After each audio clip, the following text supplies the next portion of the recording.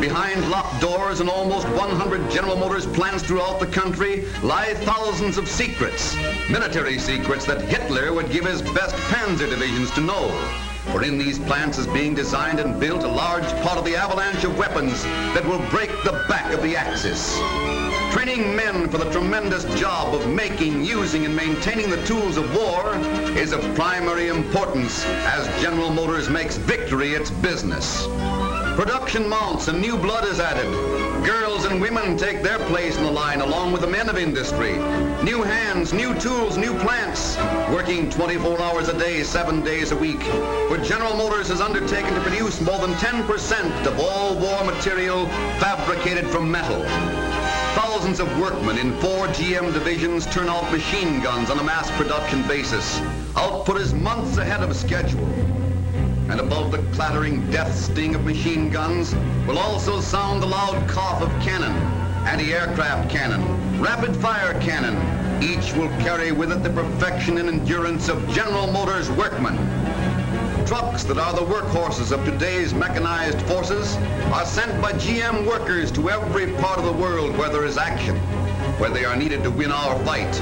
Trucks to keep our armed forces rolling on to Tokyo and Berlin. A word for power is diesel. Power for submarines, for military searchlights, for tanks that rumble through all obstacles into battle. This diesel power comes from 3 General Motors plants. Power in 1-cylinder portable units, in giant 16-cylinder engines, and in new and radically different diesel engines. Keep 'em firing.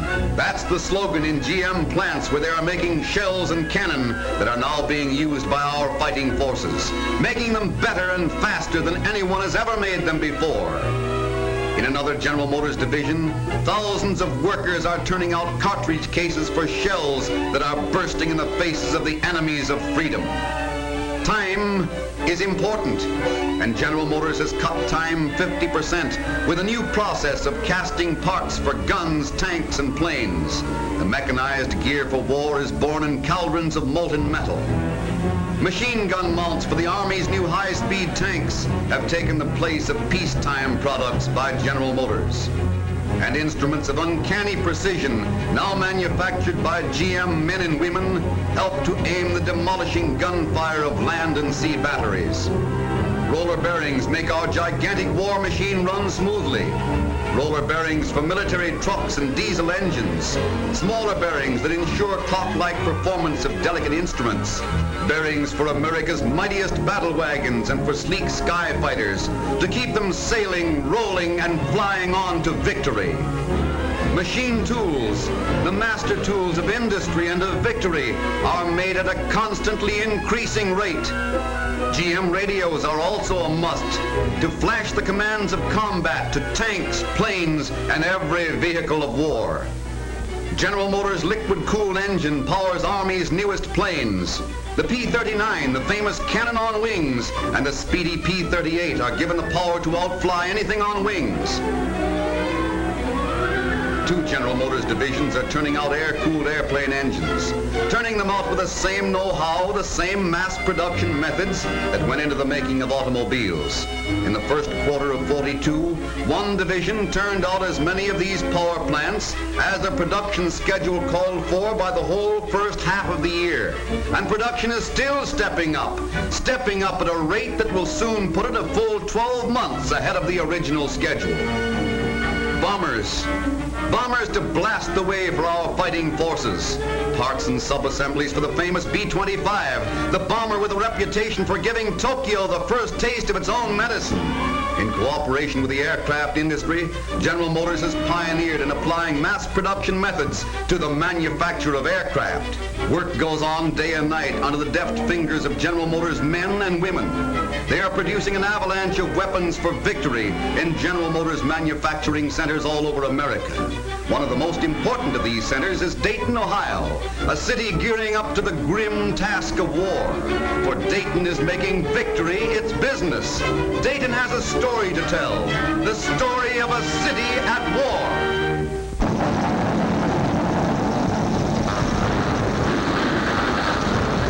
Yes, the people of Dayton make the implements of war. Dayton men and Dayton women put the guns, the ships, the planes, the tanks, the armored cars, and the bombs in the hands of American soldiers. For Dayton people play the mighty drama of war. Great factories in Dayton, with their men and women and machines and skill in mass production, produce the tools of war in ever-increasing numbers. Men and women in the plants of General Motors in Dayton are arming America. This is Dayton, its workers, its machines, its plants, its management, giving land, sea, and air forces the tools with which to fight for victory. The men and women of these plants in Dayton put 1,000 parts in fighting planes. Big parts and little parts, vital parts, from landing gear to propeller, from controls to engine. The people of Dayton make the bomb releases, make the hydraulic parts that open bomb doors, make the fuses that set off the kiss of death. A gift from Mr. and Mrs. Dayton straight to the enemy. These are the tools we give our men somewhere over enemy lands, turning back the tide of tyranny and hate. We make parts for terrors of the sea, bearings, generators, parts for diesel engines that power Navy's might. We of Dayton, from our great plants, send out the guns to fighting men, big and little guns with which they terrorize and hold, drive back and win.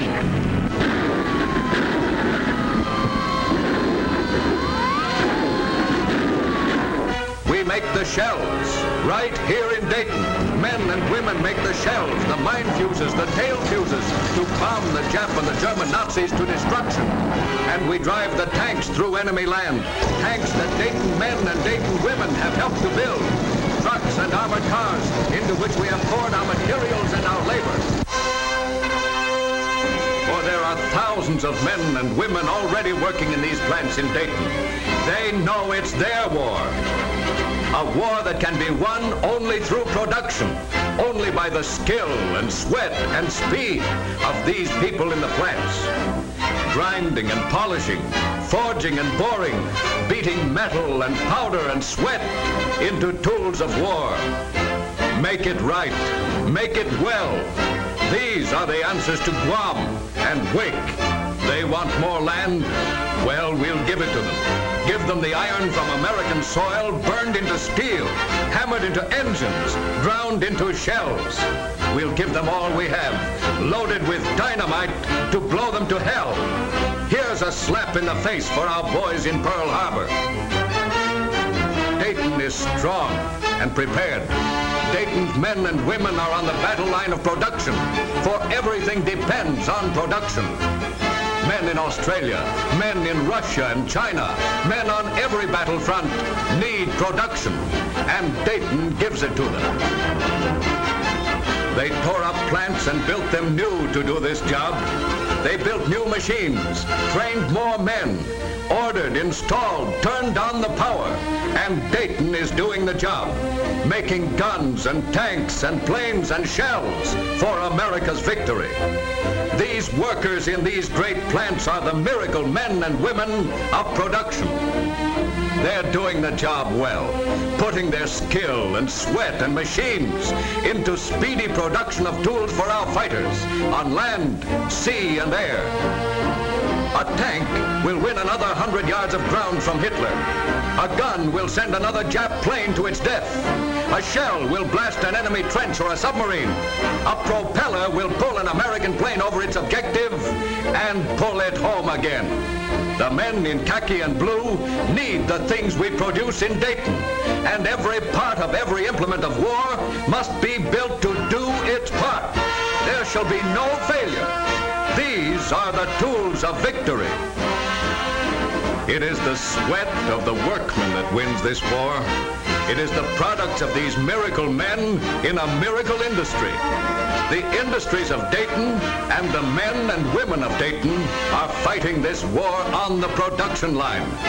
It's a big job, and they move up to it, march into it, put their brains and brawn and fingers into it. It's a big job, and they're doing it. March forward, Americans, citizens of Dayton. Every man and woman in every walk of life is behind the thousands of workers in these plants. March forward. Soon there'll be thousands more marching with you. More men and women producing even greater quantities of the tools of victory. More men and women than ever before, producing for a war that will conserve our way of life. March forward into your job. That job is your country, the United States of